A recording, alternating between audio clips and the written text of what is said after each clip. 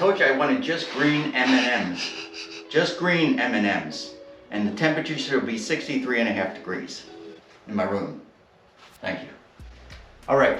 Hey everybody, this is Dave, the top frog with Pondscapes of Charlotte.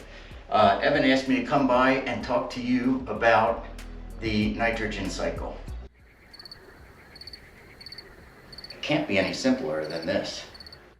When I was back in school 85 years ago, I learned about the nitrogen cycle. Thousands of organisms affect the nitrogen cycle. Well, forget that. I can't even begin to talk about that. I know Aquascape has brought it down to a more manageable nitrogen cycle that you can understand a little better, but the nitrogen cycle that they have is still too complicated for me. And so what I want to do is explain to you the way that Pondscapes has always discussed the nitrogen cycle. Our philosophy has always been the KISS method, keep it simple, stupid. And that's what I'm doing. I keep it simple, and this is the way I explain the nitrogen cycle. There are three things that affect the nitrogen cycle: sunlight, plants, and organisms. For our purposes, our organisms are going to be fish because they have the most waste.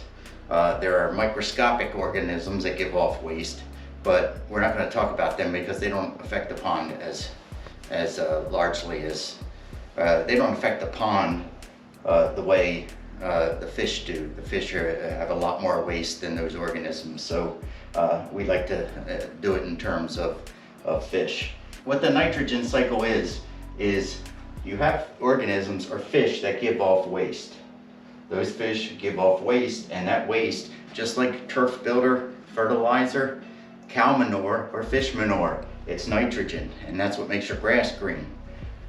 It's going to make your pond green too if you don't do anything about it. So as you get the fish waste off of the fish, that nitrogen has to be dealt with in some way.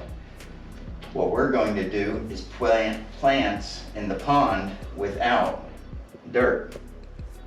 Plant people are going to get mad at me for saying this, but we are looking at the total picture here. The plants with no dirt on the roots need to get their nutrition from somewhere.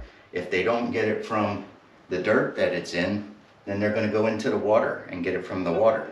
We plant these plants bare rooted in the pond, and they in turn, in order to live off of the sunlight, but also the nitrogen that the fish give off.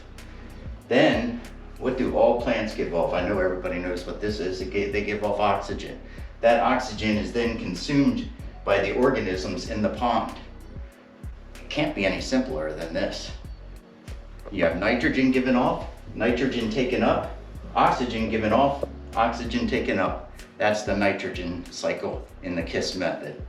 There is one other thing that affects the nitrogen cycle, and that is the sunlight. When we're dealing with a pond, what we want to do is block 2/3 of the surface of the pond from sunlight. That might be in the morning when the sun comes up, the trees block it. It might be the house is blocking it. It goes over the top and you have 3 hours of sunlight, and then it goes down behind the house. You might not need to cover the pond at all because of the effects of your surroundings on the sunlight. If you have your pond out in the middle of the yard with no trees or anything, and you have sun from dawn till dusk, you have to deal with that sunlight and block 2/3 of it. And the only way to do that is with your plants, and you use water lilies to do that. The water lilies float on the surface and block the sunlight from penetrating into the water. What these plants are going to do is they're going to start taking this nitrogen or this solid waste out of the water and start packing it around their roots to get nutrition from it. Each one of these plants that is planted in the pond bare rooted acts like a filter in and of itself. It takes that nitrogen out of the water, gives off the oxygen, and at the end of the year, if you want to, you can pull that plant out. It'll have a mud pack on it, rinse off the roots, put it back in, and you've cleaned off your filter for the next year. I was speaking about the sunlight. If you have a pond that's in direct sunlight, you can use the water lilies to block that light from hitting the pond.